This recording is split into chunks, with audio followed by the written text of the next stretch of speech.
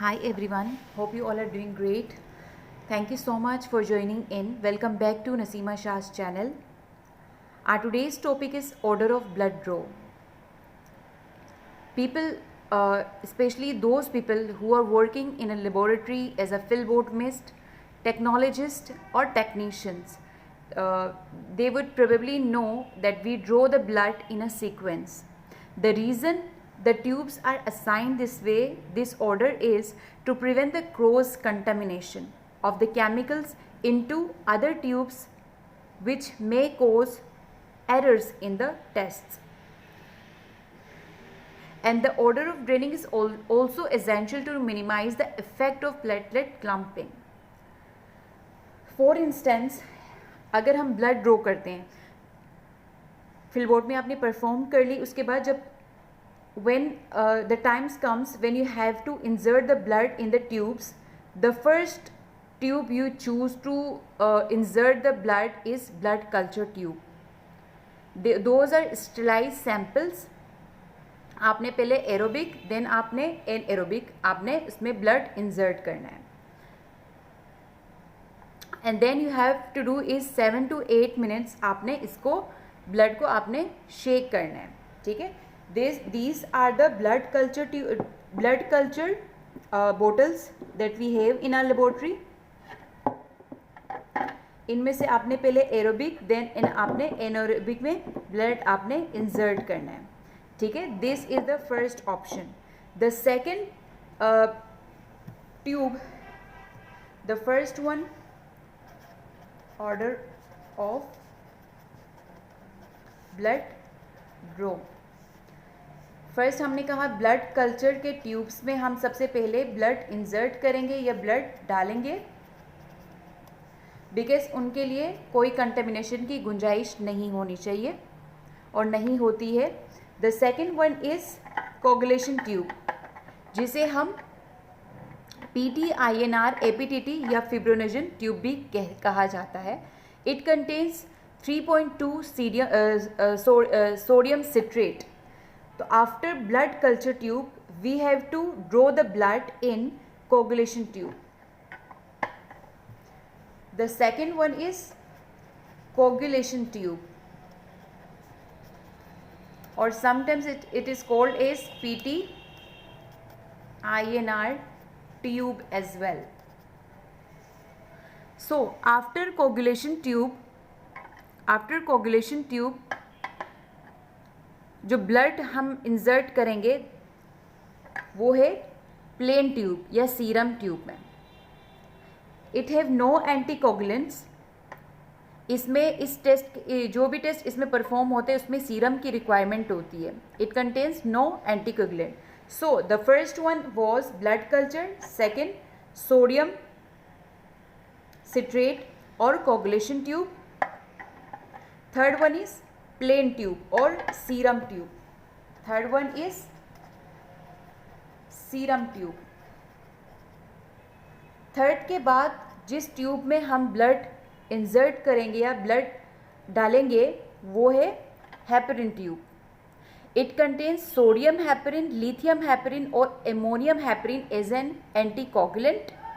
इसके अंदर हम ब्लड ड्रॉ करेंगे और उसके बाद हम इसे 7 to 8 minutes हम इसे मिक्स करेंगे. Fourth one is heparin tubes. Heparin tube के बाद हम EDTA ट्यूब, जो कि मोस्टली यूज़ होता है, सबसे ज़्यादा यूज़ होने वाला जो ट्यूब है EDTA ट्यूब, जिसे हम लेवेंडर ट्यूब भी कहते हैं. और इसके अंदर जो एंटीकोगुलेंट होता है वो होता है ethylene diamine tetra acetic acid. इसके अंदर EDTA यानी ethylene diamine tetra acetic acid is a anticoagulant जो कि इस ट्यूब में पाया जाता है. First blood culture, second coagulation tube, third plain tube, fourth heparin tube. Fifth में हम क्या करेंगे, हम EDTA ट्यूब्स में हम ब्लड इंसर्ट करेंगे. नॉर्मली पीपल क्या करते हैं, they abruptly shake the tubes, जिसकी वजह से आरबीसीज रप्चर हो जाते हैं और रिपोर्ट्स में वेरिएशंस आ जाते हैं. तो इसको शेक करने के भी एक टेक्निक है। आपने आराम से धीमे से पेशेंटली आपने इसको 8 to 10 टाइम्स आपने इसको क्या करना है, अप एंड डाउन, इस पोजीशन में आपने इसे मिक्स करना है, ठीक है। उसके बाद आपने इसको ब्लड शेकर पे, if it is available in your lab, or mostly it is available, these are certain things that are available in every lab. For example, blood shaker, centrifuge, these are certain things, instruments that are present in every laboratory. तो आपने क्या करना है, blood draw करने के बाद you have to keep it, you have to put it or place it on the shaker. So the fifth one was EDTA tube. After EDTA tube,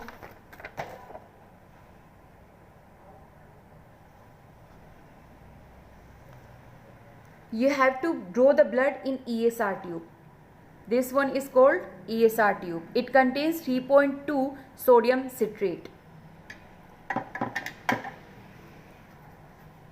ESR tubes. ESR tube के बाद you have to draw the blood in fluoride tube.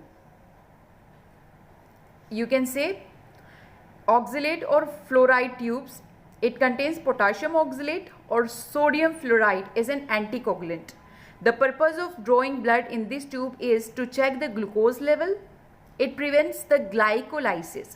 We use this tube to as the level of glucose does not reduces. So after ESR tube, we have to draw the blood in fluoride tube.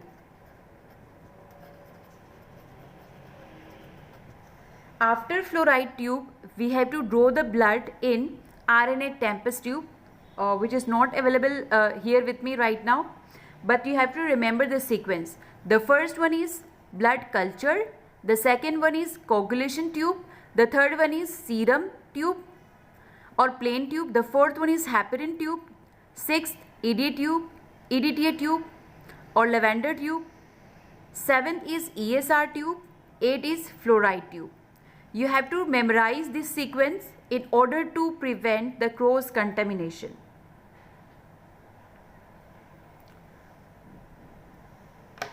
So our topic ends here. Thank you so much for tuning in. I will come up with a new topic next time. Thank you so much for listening. Have a great day ahead.